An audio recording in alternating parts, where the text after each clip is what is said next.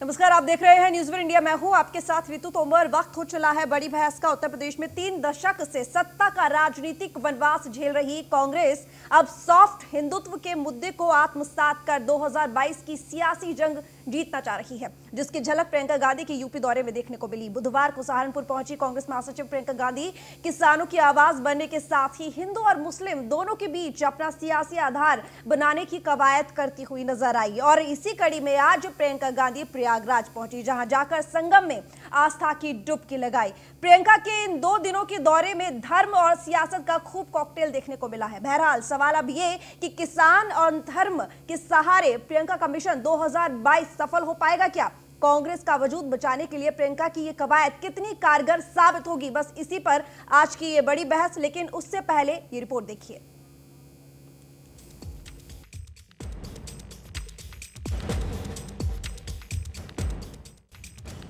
उत्तर प्रदेश में लगातार ठोकरें खाती जा रही कांग्रेस अब सधे कदमों के साथ आगे बढ़ना चाहती है और उन्हीं कदमों को मजबूती देने के लिए आज प्रियंका गांधी वाड्रा मौनी अमावस्या के मौके पर प्रयागराज पहुंची, जहां सबसे पहले कांग्रेस महासचिव प्रियंका गांधी वाड्रा ने ऐतिहासिक आनंद भवन का दौरा किया और उसके बाद संगम में डुबकी लगाई।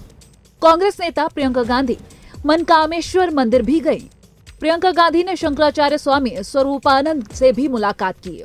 प्रियंका गांधी 2 दिन से दौरे पर हैं, जिसमें उनका सॉफ्ट हिंदू अवतार देखने को मिला।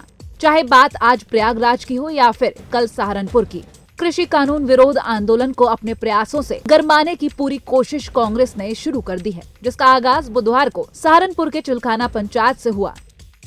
प्रियंका का सॉफ्ट हिंदुत्व कार्ड खेलने कांग्रेस महासचिव प्रियंका गांधी किसान महापंचायत में हिस्सा लेने के लिए देहरादून के एयरपोर्ट से जब बाहर निकली तो हाथ में तस्बीह की माला लिए नजर आई। सहारनपुर के चिलखाना में किसान पंचायत से पहले प्रियंका गांधी ने सिद्धपीठ मां शाकंभरी देवी के मंदिर पहुंचकर पूजा अर्चना की और करीब 45 मिनट तक यहां मंत्रोच्चारण के साथ मां भगवती का ध्यान किया। इस दौरान प्रियंका के सिर पर पल्लू था और गले में रुद्राक्ष की माला थी, तो वहीं मुस्लिमों को भी सियासी संदेश दिया। पश्चिमी यूपी की सियासत में मुस्लिम मतदाता काफी अहम माने जाते हैं, तो फिर प्रियंका गांधी मंदिर में जाकर माथा टेकने के साथ साथ मुस्लिमों के धार्मिक स्थल खानकाह में भी गईं। इसके पीछे उनकी मंशा हिंदू और मुस्लिमों को किसान आंदोलन में भाजपा के खिलाफ कांग्रेस के साथ जोड़ने की रही। और महापंचायत के मंच से हुंकार भरते हुए प्रियंका गांधी ने साफ कहा कि पीएम मोदी का दिल किसानों के लिए नहीं बल्कि देश के उद्योगपतियों के लिए धड़कता है। इतना ही नहीं, प्रियंका किसानों से कानून वापसी तक आंदोलन नहीं खत्म करने की अपील भी करती नजर आई। साथ ही उन्होंने किसानों के बहाने बीजेपी पर जमकर हमला बोला। 3 कृषि कानूनों के खिलाफ दिल्ली सीमा पर चल रहे किसानों के आंदोलन के समानांतर यूपी में प्रियंका गांधी वाड्रा भी 4 पंचायतों को संबोधित कर गांव किसानों के बीच पार्टी की जमीन तैयार करने का प्रयास कर रही है। किसान पश्चिम यूपी की सियासत की दशा और दिशा तय करते हैं, जिसे कांग्रेस बखूबी तरीके से समझ गई है और उसे अब कैश कराने की जुगत में है।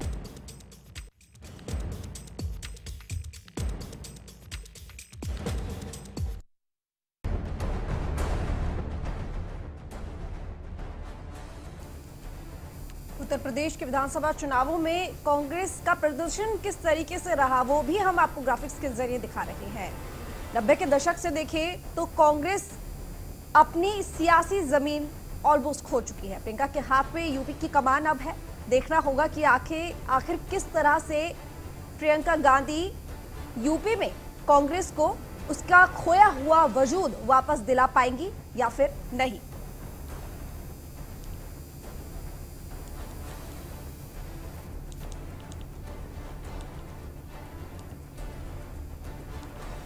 तो चर्चा की शुरुआत करेंगे। हमारे तमाम मेहमान इस वक्त हमारे साथ जुड़े हुए हैं। हरीशचंद्र श्रीवास्तव, प्रवक्ता बीजेपी से हमारे साथ जुड़े हुए हैं। स्वागत है आपका हरीशचंद्र जी। हरेंद्र मलिक, पूर्व सांसद कांग्रेस से हमारे साथ जुड़े हुए हैं। हरेंद्र जी, आपका भी स्वागत चर्चा में।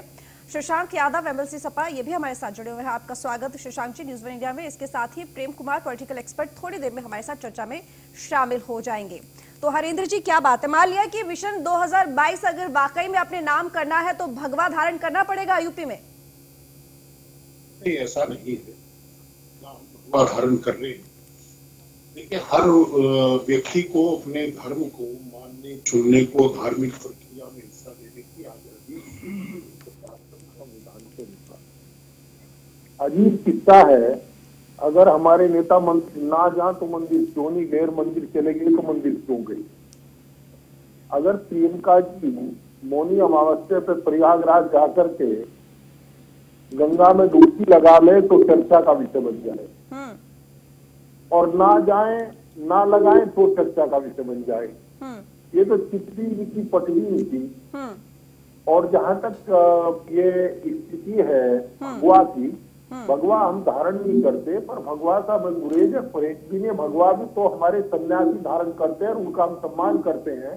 और भगवा बना सन्यासियों को बना रहे, उसका सम्मान हर भारत का नागरिक करता जिसकी आस्था हिंदू धर्म में है। भगवा धारण करना बड़ा कठिन काम है। दूसरी जहां आपने बताई किसानों की, आपको याद होगा सबसे पहले कांग्रेस ने किसान आंदोलन में इन काले कानूनों का विरोध किया, पार्लियामेंट में किया, सड़क पे भी किया, चाहे पंजाब में हो चाहे मुजफ्फरनगर में हो। मुजफ्फरनगर में हमारे यहाँ 6 अक्टूबर को प्रदेश अध्यक्ष और प्रदेश उपाध्यक्ष के मौजूदगी में कांग्रेस का बड़ा प्रदर्शन हुआ, जिसमें हजारों ट्रैक्टर ट्रॉलियों के साथ 25-30 हजार किसानों ने शिरकत की। कांग्रेस पार्टी सदा जनता के साथ है, जनता के हितों के लिए है और उसको बखूबी कर रहे हैं। हिंदू मुसलमान का बंटवारा हम लोग नहीं करते, हम संविधान के दायरे में रह करके काम करते हैं। हमारा संविधान सर्वधर्म सद्भाव की शिक्षा देता है, कोई धर्म विभेद करने की, जाति विभेद करने की शिक्षा नहीं देता। नहीं, अक्सर चुनावों के समीप आने पर ही ये क्यों याद आता है? मतलब गए थे तो ठीक है, मंदिर में जाके दर्शन कर लिए, दरगाह भी पहुंच गए, वहां जाकर भी मत्था टेक लिया, सब कुछ एक साथ। नहीं, ऐसा है। देखिए, राजनीतिक आदमी जहाँ प्रियंका जी का जो मुकाम है, हिंदू मुसलमान सिख ईसाई, हो सकता है मात्रा में कम हो, संख्या में कम हो जाता है, पर सबकी आस्था उनमें है और वो गई है। तो भारत की संस्कृति रहे, आदरणीय नरेंद्र मोदी जी मक्का चले गए थे, पाकिस्तान में भी चले गए थे, इनकी चर्चा नहीं होती है क्यों मक्का गई, दरगाह में ये भी गए हैं, सब जाते हैं। हिंदुस्तान में सभी धार्मिक स्थानों पर सभी धर्म के लोग एक दूसरे के स्थान पर जाते हैं। हम भी स्वर्ण मंदिर होकर आए हैं, हम अपने मंदिर में भी गए हैं और हम दरगाह पे अजमेर भी गए हैं। ऐसा नहीं है, तो सभी धर्म के लोग एक दूसरे के धर्म में धार्मिक स्थानों पर आते जाते रहे। ऐसे ही आदरणीय प्रियंका जी चली गई और मौनी अमावस्या का एक महत्व है, धार्मिक महत्व है।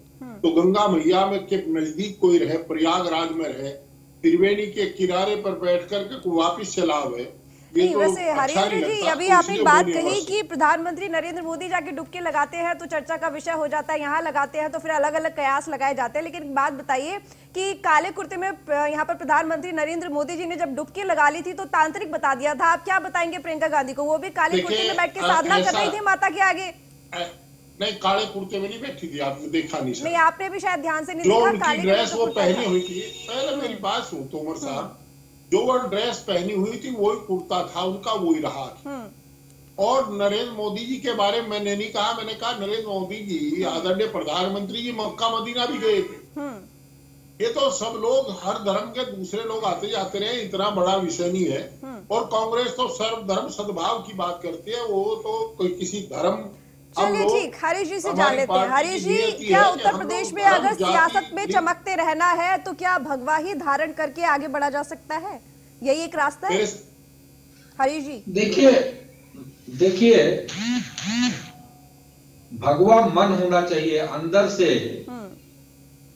ये जो दिखावे की राजनीति है जो कांग्रेस करती है, भगवान दिखावे से प्रसन्न नहीं होते। उस सत्ता को, उस परम सत्ता को जिस भी रूप में मानिए, लेकिन आप अगर सियासत के लिए उसके दरवाजे पे मत्था टेकने जा रहे हैं, आपकी स्वाभाविक आस्था हो तो अच्छी बात है। सभी लोग अपने अपने जो उपास्य हैं उनका उपासना करते हैं, लेकिन अगर हम सियासत के लिए केवल कर रहे हैं कांग्रेस नेतृत्व तो राम के अस्तित्व को ही काल्पनिक बताया था और ये राम ने मजबूर कर दिया कि आप मत्था टेकिए।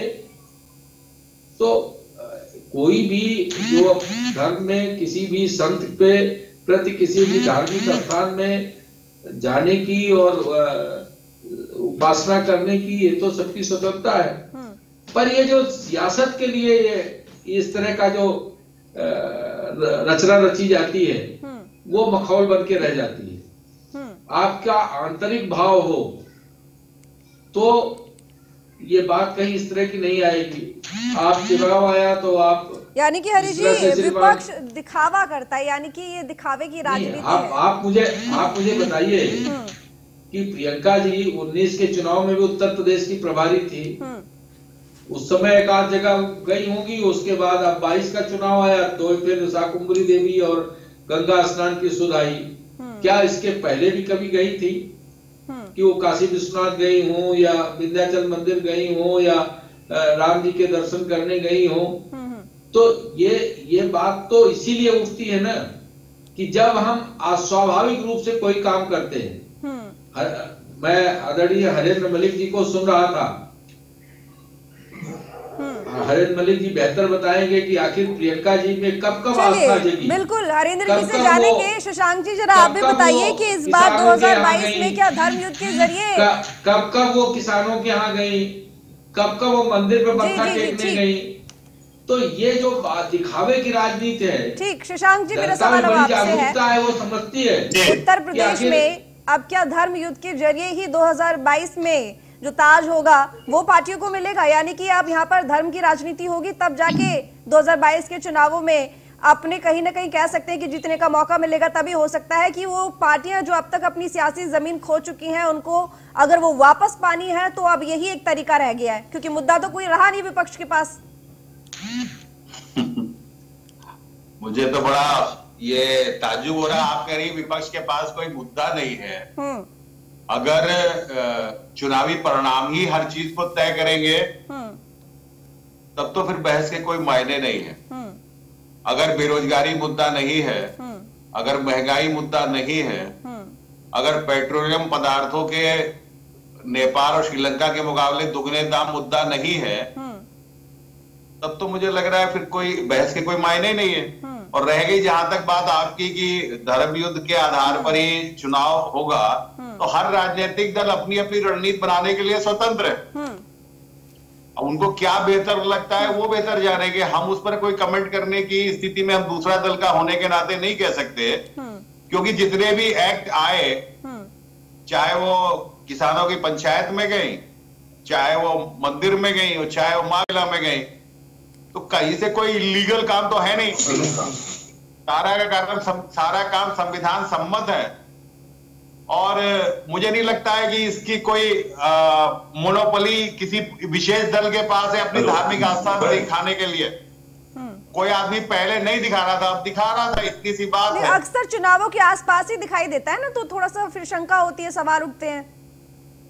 मुझे आपकी चर्चा से याद आ गया कि ट्रंप ने अपने 2016 के चुनाव में बड़ा स्पष्ट कहा था मीडिया को बाकायदा कि मेरी हर हरकत आनी चाहिए, भले मुझे गालियां दो।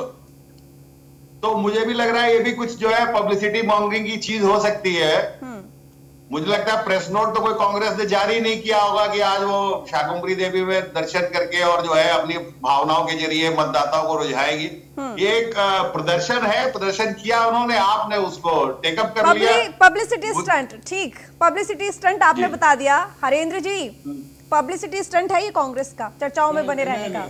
नहीं, उन्होंने ये पब्लिसिटी स्टंट नहीं बताया, पर आपने शायद गौर से तोमर साहब सुना नहीं। उन्होंने कहा कि ना तो इन्होंने इसका प्रचार किया, ना प्रसार किया और ना चुनाव की रैली में आ रही थी वो। नहीं, आपने शायद ठीक से नहीं सुना। नहीं, आप हरेंद्र जी देखिए, आप मेरी बात भी सुनिए। उन्होंने ये बात साफ कही है कि चर्चा में बने रहने के लिए बाकायदा एग्जाम्पल भी दे दिया ट्रंप का कि हमने प्रेस नोट नहीं जारी किया, अचानक जाकर हम ये दिखाना चाहते थे कि देखिए हम कहाँ गए। आप कुछ भी समझे वो आपका काम है। ना तो वो चुनाव की रैली में आई थी और ना कोई बाध्यता पैदा कर सकता कि वो मंदिर या मस्जिद में नहीं जा सकती, वो दरगाह में नहीं जा सकती। वो भारत का नागरिक है और भारत का संविधान हमें अधिकार देता है कि हम चाहे जहाँ चाहकर पूजा अर्चना करें, जहाँ चाहे वहाँ यात्रा करें। हाँ, वो किसी धर्म की भावनाओं के खिलाफ कार्रवाई नहीं करती और वो सीधा सीधा किसानों की पंचायत में आई थी। आप कह रहे हैं विपक्ष के पास मुद्दा नहीं है। कहाँ तो कहाँ मुद्दा है? मुद्दा बताइए। आप देखिए, किसान आंदोलन के जरिए जाने की कोशिश 2022 तक, मुद्दा कहाँ है इसके अलावा? आप सुन लीजिएगा, सारा मुल्क बेच दिया। 23 आपके पीयूसी बिक चुके, सारा मुल्क बिक रहा है। 38,000 किलोमीटर पर चाइना आकर के बैठ गया।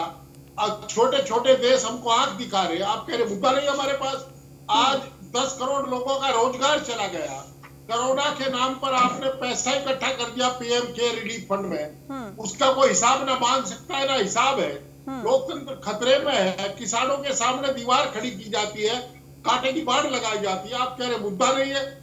मुद्दा बहुत है। और आप जो ये अभी अवस्थी जी कह रहे थे, हरीश जी, मुद्दे बहुत है हरेंद्र जी, लेकिन विपक्ष कहाँ है उन मुद्दों पर, जमीन पर? ये भी बता दीजिए। आप जमीन देखते ही नहीं ना, आप एसी में बैठ करके बात करते हैं। आपको मैं वो बता रहा हूँ, हरीश जी को बता रहा हूँ। आप नोट करें, अभी 2 साल पहले कांग्रेस पार्टी ने 117 करोड़ रुपए का भुगतान करा था बजाज शुगर से मुजफ्फरनगर में, और 34 दिन धरना दिया था इसी कांग्रेस ने। उससे पहले साल 24 दिन धरना दिया था तितावी शुगर कॉम्प्लेक्स तितावी पे, वहां भी करीब 80 करोड़ का भुगतान कराया था। सरकार किसी की भी हो, जो किसानों के साथ जायती करेगी। हम लोग संघर्ष करते हैं और कांग्रेस का एक नियम है, कांग्रेस का कार्यकर्ता अहिंसावादी तरीके से संघर्ष करता है और संघर्ष करके लड़ाई करता है। अंतर एक है, जब हमने तितावी में धरना दिया तो माननीय अखिलेश जी मुख्यमंत्री थे, उन्होंने मिल मालिक पर दबाव बनाया और कहा कि किसानों की बात मानिए। उन्होंने ये नहीं कहा कांग्रेस के लोग बैठे इसलिए आप मत मानो। परंतु जब हम बुढ़ाना में बैठे बजाज शुगर पे, तो उन्होंने ये कहा कि कांग्रेस के लोग जब तक बैठे तब तक भुगतान मत कीजिए। हम 34 दिन डटे रहे। देखिए, हर जोर जुल्म की टक्कर पर संघर्ष हमारा नारा है। हम लोग संघर्ष करते हैं पर अहिंसावादी तरीके से करते हैं। और रहे जहां तक किसान आंदोलन की बात है, हमारा पूर्ण समर्थन उनके पास है। आप चाहे जमीन कह लो इसे, चाहे आसमान कह लो। अब पंजाब से आए किसान यूपी के कुछ किसान संगठनों के साथ बैठकर किसान आंदोलन करने लग गए हैं, तो तमाम विपक्ष वहां पहुंच गया है अपनी राजनीति चमकाने के लिए। आप बताइए, इससे पहले 4 साल हो गए, क्यों नहीं दिखाई दिया विपक्ष? हर वक्त एक ही चीज सुनने को मिली कि विपक्ष कितना कमजोर है, ट्विटर खेलता है, इसके अलावा कुछ दिखाई नहीं देता। आप देखिए तोमर साहब, आप बड़े वो हो गए हैं प्रेस वाले, आपको जानकारी नहीं। सड़क पर सारा विपक्ष सड़क पर है। पर क्या आपने पूछा कभी मोहम्मद आजम साहब को बकरी चोरी और पजेब चोरी में जेल भेज दिया? ये विपक्ष बोल करके जो विपक्ष बोलेगा उसका आप ये हाल करेंगे? वो बकरी चोर है, अंडा चोर है, पजेब चोर है। ये लोकतंत्र की हत्यारी है। इस देश में इस समय अघोषित आपातकाल है। हमने आपातकाल लगाया था, हमें सजा मिली, हम सत्ता से बाहर चले गए। यह अघोषित आपातकाल है, हमने तो उसको स्वीकार किया, क्षमा याचना की। परंतु ये तो अघोषित है, जो बोलता है उसका नतीजा खराब होता है। चलिए ठीक, हरीश जी जवाब दीजिए। आपके टीवी चैनल वालों का भी हुआ। अभी आपका एक पत्रकार साथी जेल में, पूर्णिया जेल भेज दिया गया। यहाँ तो बोलने की आजादी कहाँ है और आपको सुनाने और दिखाने की आजादी नहीं। तो ये देख रहे हैं कि यहाँ तो पूरी स्क्रिप्ट गृह मंत्रालय लिखता है। नहीं, आपको कहाँ दिख रहा है स्क्रीन पे गृह मंत्रालय? एक बात बताइए, जो मुद्दा है वो लेके बैठे हैं, उसी पर बात होती है, उसी पर चर्चा होती है और आज भी उसी पर बात कर रहे हैं। जो जमीनी हकीकत है वही मैंने आपको दिखाई है। कोई और मुद्दा लेके आप बताइए ना कि कहाँ चमक रहा है कोई और मुद्दा। मैं आपको बता रहा हूँ, विपक्ष हमेशा संघर्ष में है। प्रधानमंत्री नरेंद्र मोदी ने ये बात कही है संसद में कि खुद लोकसभा राज्यसभा में कांग्रेस बटी हुई है, एक मत होती नहीं है। मुद्दे को लेकर बात होती है, उसके कंटेंट पर बात नहीं होती, उसके कलर पर बात होती है। आप ये बताइए, जब इतने बड़े आरोप लग गए, आपको मौका मिला तो चर्चा करने की जगह कलर पर क्यों बात की आपने? आज तक इस मुल्क में जितने प्रधानमंत्री है, सबसे ज्यादा सत्ता से परे अगर कोई बोला है तो आदरणीय अमित शाह, ये है आदरणीय नरेंद्र मोदी जी है। इन्होंने तो 15 लाख रुपए देने की बात भी कही थी। इन्होंने तो चलिए ठीक, हरीश जी खाता देश नहीं बिकने दूंगा। हरीश जी जवाब दीजिए। देखिए, तो जो बोलते हैं करते हैं। आदरणीय हरेंद्र मलिक जी चुके हैं, मुझे लगता है कि सब चीजों से अपडेट रहते होंगे। अभी माननीय उच्चतम न्यायालय ने ये आदेश में अपने कहा कि अभिव्यक्ति की आजादी असीमित नहीं है। अगर कोई राष्ट्र के खिलाफ षड्यंत्र करेगा, कोई राष्ट्र की छवि खराब करने की कोशिश करेगा, तो केवल वो पत्रकार है उसके नाम पे उसको राष्ट्र छूट दे देगा, ये तो मौलिक अधिकार नहीं है। और जिन लोगों के खिलाफ कोई कार्रवाई हुई है वो कानून और संविधान की परिधि में ही हुई है। ये कहीं न कहीं कांग्रेस पार्टी का फ्रस्ट्रेशन नजर आता है कि अघोषित आपातकाल की बात करते हैं। पूरे अगर अघोषित कोई आपातकाल होता, कोई इस तरह की भय लोगों में व्याप्त होता, तो ये किसान आंदोलन इतने लंबे अरसे तक चलता? जो किसान आंदोलन इतने दिनों से चल रहा है, क्या अगर वो ऐसा कोई भय व्याप्त है सरकार का तो वो चलता? तो अपने आप में ये सेल्फ में कंट्राडिक्शन है। जो हरेंद्र मलिक जी जो बात कह रहे हैं वो सेल्फ में कंट्राडिक्शन है। उन्होंने किसानों की बात उठाई नहीं है, जो मैं जिसके साथ श्रीमान राहुल गांधी जी गलबहिया डाले 2017 का चुनाव लड़े थे। उस सरकार ने 32,000 करोड़ रुपया किसानों का बकाया छोड़ा था, गन्ना किसानों का, और जिसको आकर के आदरणीय योगी जी की सरकार ने भुगतान किया। कुछ प्राइवेट मिलों का थोड़ा बहुत कुछ किसानों का भुगतान होगा, लेकिन इन 3 सालों के अंदर 4 सालों के अंदर लगभग 1.25 लाख करोड़ रुपए का गन्ना किसानों को भुगतान हुआ है। अगर आप देखें तो धान खरीद 6,80,000 टन धान आपकी खरीद हुई है, जो पिछले साल का 1.5 गुना है। 75,000 करोड़ रुपए से ज्यादा के धान की खरीद हुई है। इस तरह से अब किसानों को उनके खाते में सीधे पैसा जा रहा है, किसान सम्मान निधि मिल रही है। किसी किसान को सिंचाई के लिए पानी की दिक्कत नहीं है, बिजली की दिक्कत नहीं है। लेकिन हरीश जी एक बात, जब लोहा गर्म हो तो हथौड़ा मारने पर अक्सर अपने काम हो जाते हैं। कि यहाँ पर बीजेपी को नहीं दिख रहा लोहा गर्म है और विपक्ष उस पर हथौड़ा मारने के लिए बिल्कुल तैयार है? जब किसान आंदोलन चल ही रहा है तो उसको खत्म करने के लिए कौन सी कवायद जारी है बीजेपी की तरफ से? देखिए किसान आंदोलन, किसान नेताओं को सरकार ने 11 दौर की बात की, और माननीय कृषि मंत्री जी का अभी भी बयान आया था, माननीय प्रधानमंत्री जी का भी बयान आया था कि किसान नेताओं के लिए सरकार के दरवाजे खुले हैं।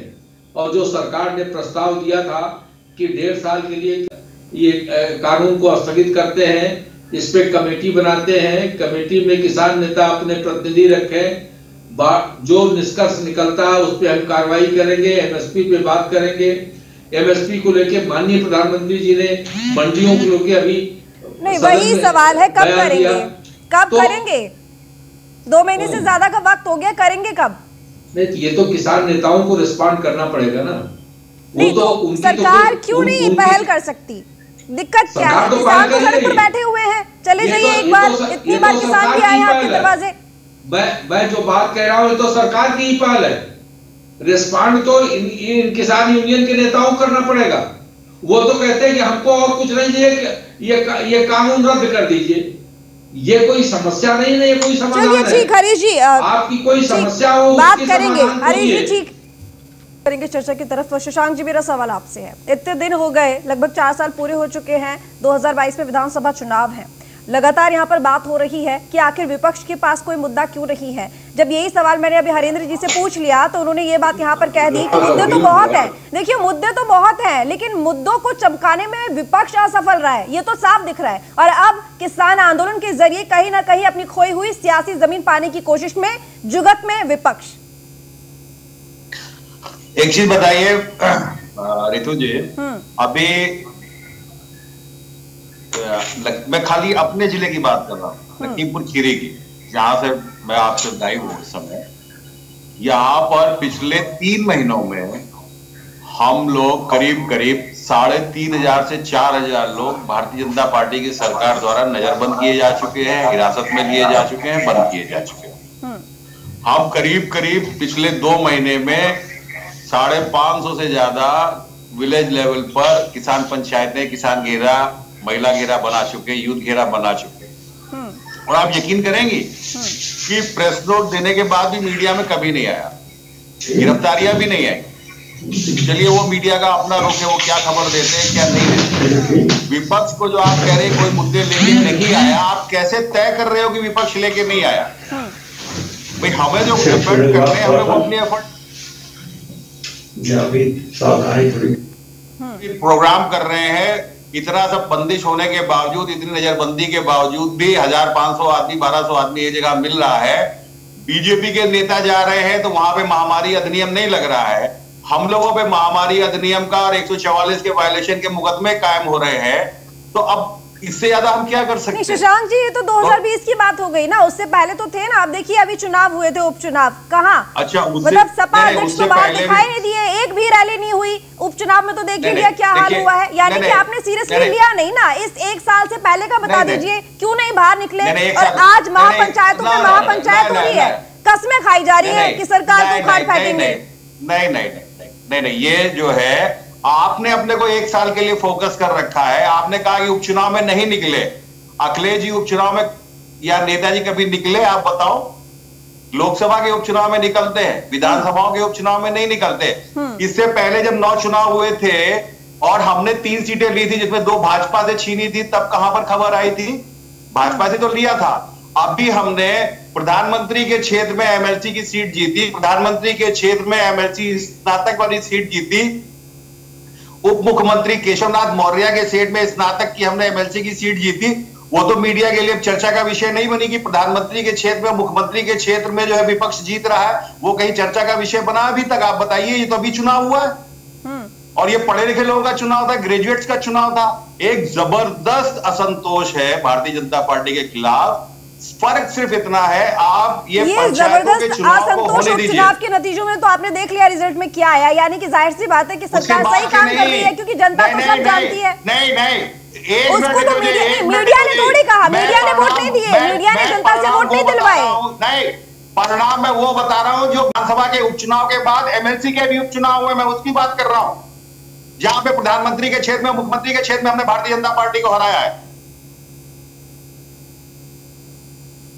और उपचुनाव को आप गिनती में नहीं लेंगे, आप वही गिनती में लेंगे जहां आप जीत गए। नहीं, और आप एमएलसी को चुनाव को गिनती में नहीं लेंगी? मैं तो दोनों ही देखूंगी ना। मैं क्यों एक लूंगी? मैं तो दोनों ही देखूंगी। आप अगर अपना पक्ष देखने, अगर आप भरा हुआ ग्लास देख रहे हैं तो खाली ग्लास भी तो दिखाना पड़ेगा ना। वही तो बात मैं बोल रही हूँ कि पिछले 3 साल में उठा लीजिए। जो विधायक के आप जिस तरह से किसान आंदोलन को चमका रहे हो, और मुद्दों को भी चमकाओ। मुद्दे बहुत है लेकिन उनको चमकाओ ना, जनता तक पहुंचाओ। जनता तक बेरोजगारी के मुद्दे को लेके नौजवान घेरा हमारा हुआ। हमारे नौजवान एक दो मुकदमे के, आपको पता है पूरे उत्तर प्रदेश में पिछले 3 सालों में समाजवादी पार्टी के ऊपर लगभग 8000 से ज्यादा मुकदमे कायम हो चुके हैं। चलिए शशांक जी, यानी कि आपकी बात की यहाँ पर बीजेपी जो है वो आंदोलन करने ही नहीं देती, मुद्दों के लिए इकट्ठा होने नहीं देती, घर से बाहर नहीं निकलने देती। ठीक, कोरोना के महामारी के कोविड प्रोटोकॉल को हरीश जी अब जवाब दीजिए। आप का हथियार बना लिया। एक तरफ बोलते हैं विपक्ष कमजोर है, दूसरी तरफ विपक्ष को घर में नजरबंद कर देते हैं। देखिए ये सब तो कंकाटेड आरोप है, मनगढ़ंत आरोप है। आप 8000 गिरफ्तारी दिखा दीजिए। आप ये अभी एक जिले बता रहे थे कितने लोगों के खिलाफ मुकदमे दर्ज हो गए। ये सब कंकाटेड आरोप हैं। जिस जिले की बात कर रहे हैं आप अपने रिपोर्टर्स कहिए, जरा पड़ताल कर ले, वहां जांच कर ले कि कितने वो हुए। और तो ये इस तरह की जो बात, जब हम काम नहीं करते तो कोई न कोई थोथा आरोप लगाते हैं। जैसे हरीश मलिक जी कह रहे थे कि साहब घोषित आपातकाल लगा हुआ है, उसी तरह हमारे सपा के प्रवक्ता बोल रहे हैं। वस्तुस्थिति यह है कि जिसको काम करना होता है वो काम करता है। भारतीय जनता पार्टी के शीर्ष नेतृत्व से लेके बूथ के कार्यकर्ता तक, जब लॉकडाउन था तब भी डिजिटल माध्यमों से संवाद कर रहे थे, मीटिंग कर रहे थे, और डिजिटल माध्यमों से हमारे केंद्रीय नेतृत्व से लेकर के और नीचे तक के कार्यकर्ता जन कल्याणकारी योजनाओं को कैसे लोगों तक पहुंचाया जाए, कैसे इस कोविड महामारी में लोगों को राहत पहुंचाई जाए, इन सब कार्यों को लेकर के लगातार काम कर रहे थे। और अब ये कहा जाए साहब, वो तो जो है जब जो प्रतिबंध थे, कानूनी रूप से जो प्रतिबंध थे, उस पे तो सभी को, ये महामारी थी, सभी को अवेयर रहने की जरूरत थी। कोई एक व्यक्ति की बात नहीं थी, सबके लिए समान रूप से थी। चुनावी प्रक्रियाओं में जितने भी दौरे हुए, खूब भीड़ जमा हुई है बीजेपी की, इस बात को भी नकारा नहीं जा सकता। देखिए, चुनाव की बात एक अलग है। आपने ये भी तो सवाल किया कि आखिर चुनाव में श्रीमान अखिलेश यादव जी या कांग्रेस के नेता क्यों नहीं निकले। अब वो लोग अपने को राजघराने का समझते हैं, क्योंकि एक परिवार की पॉलिटिक्स करते हैं, तो वो अपनी तौहीन समझते हैं कि साहब उपचुनाव है, उपचुनाव में हम जनता के बीच नहीं जाएंगे। लेकिन भारतीय जनता पार्टी के जो नेता और कार्यकर्ता हैं, वो जनता के प्रति जवाबदेह हैं, और जनता ही मालिक है लोकतंत्र में, जनता ही जनार्दन है। तो हम तो उसी को साध्य मान करके, उसी को उपास्य मान करके, हमारी पार्टी, हमारा सम्मानित नेतृत्व, हमारे माननीय मुख्यमंत्री, माननीय प्रधानमंत्री काम करते हैं। और जहां तक आलोचना की बात है, आपने देखिए कि कोविड वैक्सीन को लेकर के क्या क्या बात कही, श्रीमान अखिलेश यादव जी ने क्या बात कही, श्रीमान राहुल गांधी ने क्या बात कही, और उसी वैक्सीन को दुनिया के तमाम देशों ने, भारत ही नहीं अपितु दुनिया के तमाम देशों ने भारत से उसको लिया कि अपनी बेशकीमती जिंदगियां बचाई जा सके। एक आत्मनिर्भर भारत का भी संदेश पूरी दुनिया को गया। तो ये जो तरह तरह के जो भारतीय जनता पार्टी के ऊपर आरोप लगाए जाते हैं, मुझे लगता है कि जो तथ्यहीन आरोप हैं, उसके पीछे कारण ये है कि कोई मुद्दे लोगों के पास नहीं है कि जिसमें सरकार की आलोचना करें या बीजेपी नेतृत्व की आलोचना करें, तो उनको कुछ न कुछ मनगढ़ंत बोलना रहता है, इसलिए कि कोई न कोई बात नहीं। ठीक, चलिए हरेंद्र जी, सुन लिया आपने, आप जवाब दीजिए। मुद्दा विहीन विपक्ष, मनगढ़ंत बातें, कहने को कुछ है नहीं, इसीलिए अब किसान आंदोलन के जरिए नैया पार लगाने की कोशिश। ऐसा नहीं है। जब प्रवासी मजदूरों की लड़ाई कांग्रेस लड़ रही थी, प्रियंका जी लड़ रही थी, तो इसी भाजपा सरकार ने 1000 बसों को बॉर्डर पे खड़े रखा था, 2 स्कूटर नंबर बता दिए थे, 2 के स्कूटर नंबर हम लोगों ने अनुरोध किया 998 ठीक है ही नहीं भेज दो। दूसरा ये है कि मुद्दों की जहां बात करते हैं, हरीश जी सीनियर आदमी है, इनसे पूछो, बजाज शुगर ने 120 करोड़ रुपया कोरोना केयर फंड में दिया, 100 करोड़ रुपया आदरणीय प्रधानमंत्री जी के फंड में, पीएम रिलीफ केयर फंड में, और 20 करोड़ रुपया या 25 करोड़ रुपया आदरणीय मुख्यमंत्री जी के उसमें दिया फंड में। और उसका खमियाजा ये भुगता कि 1000 करोड़ से ज्यादा रुपया किसान का बजाज शुगर ने रोक दिया। और आपको आश्चर्य होगा कि आज तक बजाज शुगर ने, बजाज ग्रुप पे आज भी कई सौ करोड़ रुपया प्रदेश के किसानों का बकाया है। दूसरी स्थिति यह है कि आज 3 महीने शुगर मिल चलते होंगे। मोहतरमा, मैं आपको बताऊं तोमर साहब कि एक दिन में 1 करोड़ रुपए से ज्यादा, 3 करोड़ रुपए के करीब गन्ना खरीद लेता है शुगर मिल, और 3 महीने में 90 दिनों में ऐसा कोई शुगर मिल नहीं जिसपे 200 से 300 करोड़ रुपया किसान का बकाया नहीं है। और वो केवल इसलिए कि उन्होंने कोरोना रिलीफ फंड में इन्हें पैसा दिया होगा, किसान बर्बादी के कगार पर। लेकिन हरेंद्र जी, अगर आज ये कृषि कानून नहीं आते तो ये किसान अपने इन समस्याओं को लेकर बाहर नहीं आते। आज से पहले कभी बाहर नहीं निकले इन तमाम परेशानियों को लेकर। मैं जब मजदूरों की हम लड़ाई लड़ रहे थे, आप कहते थे प्रवासी मजदूरों की मदद करके बहाने राजनीति चमका रहे हैं।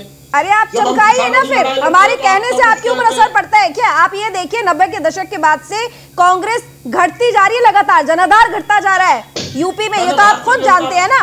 आखिर क्यों, इसकी वजह क्या है? कहीं ना कहीं विपक्ष कमजोर है। तोमर साहब, मैंने भारतीय जनता पार्टी के 2 एमपी भी देखे हैं इसी सदन में, और मैंने उत्तर प्रदेश के असेंबली में 12 एमएलए 14 एमएलए भी देखे हैं भारतीय जनता पार्टी के। और दूसरी ये है कि हम आदरणीय प्रधानमंत्री से अनुरोध करते हैं कि क्या दुनिया में कोई ऐसा प्रधानमंत्री है जो जिसने दान लिया हो और ये कहे कि मेरे दान की जांच नहीं होगी। पीएम केयर रिलीफ फंड में टाटा ग्रुप ने 500 रुपए एक ने दिए, 1000 एक बार दिए, 1500 करोड़ रुपए दे दिए। आज वो पार्लियामेंट बनाने का 32,000 करोड़ का ठेका पा चुका। आप पीएम केयर रिलीफ फंड का हमें प्रधानमंत्री जी का दायित्व बनता था कि ये कहते हैं कि ये भी अंडर ऑडिट होगा, नहीं कहा। और बिजली की बात करते हैं, किसान को बिजली, आप जानते हो जो पहले कांग्रेस के साथ शासन काल में 75 रुपए पावर था महीने का, अब बढ़ने के क्या हो गया। और कांग्रेस के राज में तो 12 रुपए पावर भी रहा है। आज 2200 रुपए देता हूँ एक ट्यूबवेल का बिल, 2200 रुपए। किसान का इतना बुरा हाल है कि जिसकी कोई ताह नहीं रही। आप अब हरेंद्र जी वही वाली बात, किसान का इतना बुरा हाल है, लेकिन देखिए राकेश टिकैत उन बुरे हालों को लेके आज से पहले निकले ही नहीं बाहर। आप देखिए सब खुश थे, कहाँ थे ये लोग, कहाँ गायब थे? आप क्यों नहीं पहले सड़क पर आए आंदोलन करने के लिए किसानों के लिए? राकेश टिकैत एक संगठन चलाते हैं भारतीय किसान यूनियन, और भारतीय किसान यूनियन का इतिहास रहा है, सदा से किसानों की लड़ाई लड़ती रहे। हम लोग भी उनका समर्थन करते हैं और सभी लोग समर्थन करते हैं। तो आज देखिए ना आंदोलन किन मुद्दों पर है, ये तीनों कानून वापस ले लो, बस एमएसपी दे दो, बस। इसके अलावा बाकी जो बातें आपने बता दी उन्होंने मांगी, कोई मांग नहीं। इन तमाम दिक्कतों को लेके किसान क्यों नहीं बाहर आए?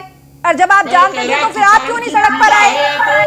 ये तो इस बहाने सब इकट्ठे हो गए, किसान की पीड़ा हमें तो नस्ल और फसल को बचाने का आंदोलन है, ये नस्लें खत्म हो जाएंगी। और तोमर साहब सबसे ज्यादा पीड़ा आपको होगी।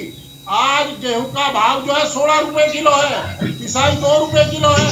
अब जब वो आईटीसी के रेपर में चला जाए, आप 42 रुपए किलो खरीदते हो सही, तो ये तो उपभोक्ता को ज्यादा दिक्कत होगी, किसान तो बर्बाद होगा ही। आप जानते हैं मेरे एक गांव में, देखिए हरिंद्र जी, किसान मेरे घर में भी है, पशु वो लोग पालते हैं, हम खाने वाले भी हैं, खरीदने वाले भी हैं, पैदा करने वाले भी हैं, हमें सब पता है। लेकिन सबसे बड़ी बात यह कि आखिर विपक्ष अब किसी और के आंदोलन में सवार होकर अपने आप को क्यों आगे बढ़ा रहा है? तोमर साहब मुझे बताओ, मैंने कोई गलत बयान दिया क्या? 16 रुपए किलो गेहूं, आपको 42 रुपए किलो आटा मिल रहा? नहीं, मैंने इस बात पर चर्चा नहीं की, आप समझ नहीं रहे मेरी बात सुनिए आप। मेरी बात यहाँ पर यह है कि अब आंदोलन हुआ, वही वाली बात, आंदोलन जीवी हो गया क्या विपक्ष वाकई में? कानून लागू हो गया तो हमारा अनाज ब्रांडेड हो जाएगा, और ब्रांड वाले इस पे मोहर लगाएंगे, अपनी ठप्पा लगाएंगे और 1 के 4 वसूलेंगे। हम भोक्ता भी है, जब हमारी जरूरतें भी है, हम दोनों तरफ से मरेंगे हम लोग। एक गांव में 1000 1500 पशु भूमिहीनों के बंधे हुए हैं, जो खेत के किसान से लाकर घास लाकर के चारा लाकर खिलाते हैं, उनका रोजगार समाप्त हो जाएगा। जो श्वेत क्रांति कांग्रेस के शासनकाल में यहाँ आई थी, जो हरित क्रांति आई थी, वो दोनों खत्म हो जाएंगी। हमें अपनी नस्ल और फसल बचाने के लिए आंदोलन करना है। लेकिन ये तमाम क्रांतियां लाने के बावजूद भी उत्तर प्रदेश में कांग्रेस की हालत अच्छी क्यों नहीं है? मेरा सवाल इसी पर है। नहीं हरेंद्र जी, मेरा सवाल इसी पर है, ये तमाम क्रांतियां लाने के बावजूद भी आखिर उत्तर प्रदेश में कांग्रेस क्यों जूझ रही है? मेरा सवाल यही है आपसे, क्यों जूझ रही है? मैं बता रहा हूँ, मेरे याद है हमने ना हिंदू को नफरत से देखा, ना मुसलमान को नफरत देखा। हमने हिंदू और मुसलमान को ना लड़ा करके इंसानियत का पालन किया, संविधान के दायरे में रहे। कुछ हिंदूवादी हो गए, कुछ मुसलमानवादी हो गए, और उसका नतीजा ही न मिला। परंतु हम किसान हैं, पपीता अगर लगाते हैं तो जल्दी पेड़ हो जाता है, 2 साल में खत्म हो जाता है। शीशम जब लगाते हैं, सागौन जब बोते हैं, तो फसल तो होती है 30 साल में तैयार लकड़ी सागौन की। ये पॉपुलर की लकड़ी है, ये 8 साल में तैयार होगी, 6 साल में खत्म हो जाएंगी। हमने शीशम और सागौन की बात करते हैं। हम संविधान के मानने वाले लोग हैं, संविधान की कसम खाइए, संविधान के दायरे में रह करके काम करेंगे। शशांक जी कमावे चाहे ज्यादा में हम। चलिए शशांक जी, दर्शन दरगाह और किसान, मतलब कि साम दाम दंड भेद सब कुछ 2022 के लिए। एक तो रितु जी आप ही की बात खाली सुनाई पड़ रही है, वह इतना वो डिस्टर्ब आ रहा था, ना तो माननीय हरीश जी की बात सुन पाया, ना हरेश जी की बात सुन पाया। लेकिन अब आपने जो सवाल किया, आप ही के सवाल का जवाब दे पाऊंगा। जो आपने कहा कि साम दाम दंड भेद सब पर ये चलेंगे, तो एक चीज मैं अभी आपको बता दूं बड़ी इंपॉर्टेंट, इस समय गेहूं का फसल आने वाली है। धान जो था वो 800 900 1800 रुपए का रेट था, 800 900 रुपए में जनरल बिका है। मैं अभी आपके चैनल के माध्यम से पूरी जिम्मेदारी के साथ कह रहा हूं, कि गेहूं का रेट 1967 समथिंग गवर्नमेंट ने डिक्लेयर किया है, और ओपन मार्केट में अभी मार्च अप्रैल में आप देख लीजिएगा किसी भी हालत में ये 1200-1300 रुपए से ऊपर गेहूं का रेट जाने वाला नहीं है। और उसका कारण सिर्फ यही है कि सरकार जो काश्तकार जो मांग रहे हैं एमएसपी की गारंटी, वो इसीलिए मांग रहे हैं। इतना घाटे का सौदा लगातार खेती किसानी का हुआ जा रहा है। और ये मुद्दा हम लोग आज का नहीं कह रहे, स्वामीनाथन रिपोर्ट को लागू करने की बात, यानी कि शशांक, ये कोई आज किसान के अलावा यानी कि कोई और मुद्दा नहीं है, बाकी सब ठीक है, यानी कि सरकार अच्छा काम कर रही है, आप यही कहना चाह रहे हैं। बाकी किसानों के बारे में तो आप दिखा ही रहे हैं क्या क्या दिक्कत है। अगर आप बीच में इंटरप्ट करके रोकोगे, आपने किसानों की बात चली, मैंने वो बताई, मैंने बताया नौजवान का बेरोजगारी का 2 करोड़ से ज्यादा रोज जा चुके हैं। पढ़ा लिखा नौजवान इस सरकार से नाराज है, जिस पर हम लगातार काम कर रहे हैं। अब उस काम को कितना पब्लिक समझ में आती है तो वक्त ही बताएगा, लेकिन हम कॉन्फिडेंट है अपनी जगह पर कि जनता के असंतोष का प्याला भर चुका है और वो जनता इनको सबक सिखाएगी 2022। ठीक, हरीश जी जवाब दीजिए। देखिए, मैंने हरीश जी की भी बात सुनी और अपने सपा के जो प्रवक्ता हैं उनकी पूरी बात को मैंने सुना। हरीश जी बिजली की बात को, पावर की बात को 75 रुपए कह रहे थे। अरे जमाना कहाँ से कहाँ पहुंचा, जिसका वेतन 500 रुपए था वो 5000 रुपए हो गए। तो इसी के सापेक्ष बड़ी चीजें आगे जाती। ये नहीं है कि आप वेतन जिनको आप 30,000 को 1 लाख 1.25 लाख देंगे और वो जो पावर 75 रुपए था वो वही खड़ा रह जाए। वो तो उसी हिसाब से सारी चीजें के सापेक्ष आगे बढ़ती है। और दूसरी चीज जो हिंदू मुसलमान और इसकी बात ये सबका है, संविधान सबको वही अधिकार देता है, लेकिन जिस तरह से काफी उस करण का जिस तरह से बहुसंख्यकों की उपेक्षा, जिस तरह एक वर्ग देश को एक कुछ करने के तो वो नहीं करते, उसी का नतीजा, उसी का भुगतान कांग्रेस कर रही है और जनता सबको जवाब देती है। हमारे सपा के जो प्रवक्ता मित्र हैं वो जो बात कह रहे थे, मैं उनसे पूछता हूं कि किसानों की वो स्वामीनाथन। हरीश जी, आपकी आवाज ठीक तरीके से नहीं आ रही है, शायद कुछ टेक्निकल इशू है, कोशिश करेंगे आपसे दोबारा संपर्क साधने की।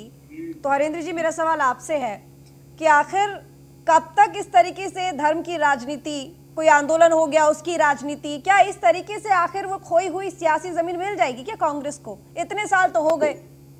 तोमर साहब, मैं आपको एक बात बताऊं, सब कुछ अपना लिया कांग्रेस ने, आपने देख ही लिया है। अब यानी कि आखिरी सहारा रह गया है जिसके बारे में सोच रहे कि शायद मिशन 2022 पार हो जाएगा।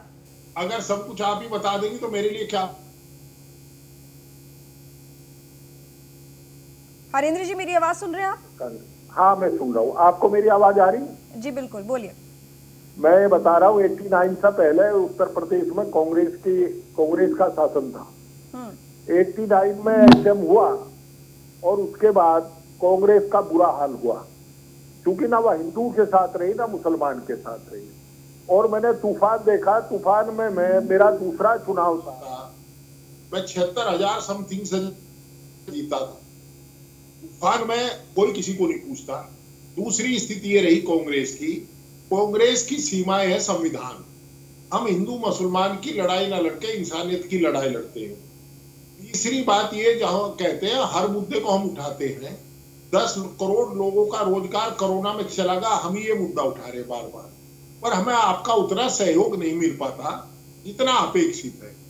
हमने सबसे पहले 6 अक्टूबर को मुजफ्फरनगर में प्रदेश कांग्रेस की तरफ से प्रदेश के उपाध्यक्ष पंकज मलिक और ये अध्यक्ष अजय कुमार लल्लू आए थे। 20-25 हजार किसानों का मजमा लगा और सबने मांग की थी, धरना रखा, एक दिन का प्रदर्शन किया कि भाई ये किसानों के काले कानून वापस लिए जाए। देखिए, आज स्थिति यह है कि हम लोग, ये आया आपका प्रवासी मजदूरों का, उसमें हम लोग लड़े। आज जो बेईमानी ईमानदारी के मामले हैं उनसे लोगों का ध्यान हट गया। सारा देश बिक रहा है, हम उस पर लड़ रहे हैं। हमारा फर्ज है संघर्ष करना। हम तो चौकीदार हैं। हम जनता को ये कह रहे जागते रहो, जागते रहो, जागते रहो। जनता जागे तो ठीक है, हम जबरिया तो जगा नहीं सकते। इतना जरूर है, सीट कम मिले या ज्यादा मिले, हम सजग हैं और संविधान के दायरे में रह करके मानवीय दृष्टिकोण, अहिंसक दृष्टि से हम लोग संघर्ष करते रहेंगे। ये जनता एक ना एक दिन हमें स्वीकार करेगी, ऐसा हमें विश्वास है। चलिए हरिंद्र जी, ये तो आपने मान लिया कि आज आपने मंदिर में भी मत्था टेक लिया है, दरगाह भी पहुंच गए हैं, किसान भी बन गए हैं और चौकीदार भी अब आप ही बन गए हैं, यानी कि पूरी राह वही है आपकी जाने की आगे। नहीं, हम तो देखिए मंदिर मस्जिद हमारे लिए कोई भेद है ही नहीं। हिंदुस्तान का हर एक राजनीतिक आदमी बताओ जो हिंदू और मस्जिद में ना गया हो, हिंदू हो गुरुद्वारे में ना गया हो। एक सिख लाओ नेता जो सिख होकर के मंदिर में और मस्जिद में नहीं गया। एक मुसलमान लाओ जो हिंदू धर्म में नहीं, वो नहीं गया, गुरुद्वारे में नहीं गया। हिंदुस्तान के रिवाज है कि हिंदुस्तान के सभी सामाजिक और राजनीतिक आदमी सभी धर्मों का संभाव आदर करते हुए। नहीं हरिंद्र जी, दिक्कत कोई नहीं है, अधिकार है, जाना भी चाहिए, लेकिन चुनावों के वक्त ही याद आता है ना, खून बहाते हैं उन्हें छोड़ करके और सब बराबर का सम्मान देते हैं। अगर चुनावों के वक्त ही याद आए तो दिखावट ही लगता है। ये प्यार पहले क्यों नहीं झलकता? 2 साल पहले वही वाली बात हो गई जो अभी हरीश जी ने कही थी कि पहले राम का अस्तित्व ही झूठा था, लेकिन आज सच्चा हो जाएगा। तोमर जी, अभी 2 साल पहले जब प्रवासी मजदूरों की लड़ाई हम लड़ रहे तब भी चुनाव थे क्या? अब उससे पहले जब हम शुगर मिल पे धरना दे रहे थे तब भी चुनाव थे क्या? तब तो चुनाव नहीं थे। अब हर बात को आप चुनाव से जोड़ेंगे तो पॉलिटिकल पार्टी है हमारी, चुनाव के लिए तो हम देखते ही है, चुनाव की तरफ हम देखते हैं। हम तो आभारी है, ऋणी है आदरणीय नरेंद्र मोदी जी के और भाजपा सरकार के कि हमें इतने मुद्दे दे रखे हैं, ये सारा देश बेच रहे हैं कि हमें लड़ते लड़ते हम थक सके, मुद्दे खत्म नहीं होते। लेकिन फिर भी मुद्दे दिखाने में असफल है, ये भी बात मान लीजिए। आप क्यों जबरदस्ती मनवा रहे हो? आप ही बताइए, किसान आंदोलन के अलावा और किस बात को लेकर आगे है कांग्रेस या पूरा विपक्ष ही ले लीजिए? चाइना ने जो जमीन कब्जाई है उस पर भी हम ही बोल रहे हैं।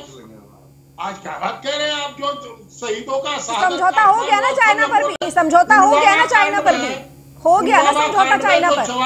44 सैनिक शहीद हुए, मेरे जिले के शामली के 2 बच्चे शहीद हुए, उस पर भी हम ही बोल रहे हैं। क्यों नहीं जांच हो रही उसकी? अगर एक चैनल के सम्मानित पत्रकार के पास कुछ सूचना है वो किससे जुड़ा हुआ है? क्यों नहीं जांच हो रही? हम ही तो बोल रहे हैं, पर हमारी सुन कौन रहा है?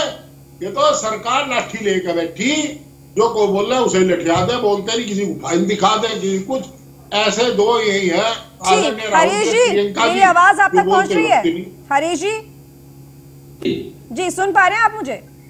जी, सरकार बोलने नहीं देती किसी को भी, हरिंद्र जी का आरोप है। मैंने आपको कहा ना कि अगर ये बात अगर सच होती तो जो किसान 2-2.5 महीने से धरने पे हैं वो कैसे होते?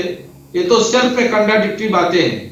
और जो सपा के प्रवक्ता कह रहे थे गेहूं और धान की कीमतों की, स्वामीनाथन जी की रिपोर्ट अगर उन्होंने पढ़ी हो तो उन्होंने किसानों की समृद्धि के लिए बाजार खोलने की बात कही थी, और जब सरकार ने बाजार खोले तो कांग्रेस पे उतारू साहब आप इस कानून को वापस दीजिए।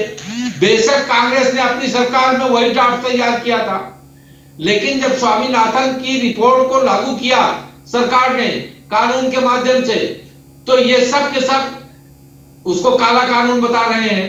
उसमें काला क्या है ये नहीं बता पा रहे हैं, वो तो मैं बता रहा हूं, काला कानून बता रहे हैं। मैं बता रहा हूं ना, आप सुनिए, मैं बता रहा हूं क्या है।